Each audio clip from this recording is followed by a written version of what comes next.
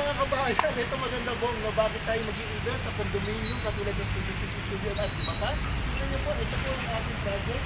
Bong, punta tayo kung saan pwede sumakay. Tara. Ito, grabe, ganito po kaganda accessibility.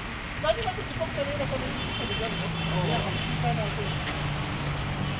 Kaya po natatanong nila sa tapat mismo ay yung SNR, yung mga imported goods, no? Tapos sa tabi yun ako, mapapabili ka lang, no? Yun yung Uniqlo. Diba? Nandito nakikita natin yan. So, ilang steps lang po yan. Nandito ka na po sa kayan po. Yes, diba? Dito na. Ano ba ang kakasakyan dito? Baklaran. Baklaran. Jeep. Pwede jeep. Jeep. Tapos may bus din. Bus. May grab din. Siyempre. Alright. Nandito na po tayo sa main road. Ayan. Dito na tayo. Wala pa isang minuto. Wala pa isang minuto. Tama ka doon. Dito na ang Uniqlo. Ito ang SNR. Nandun ang Ayala Town Center. Yan po ang Westgate nandito sa likod nito. Yung Westgate na maraming kainan at social yung mga coffee shop.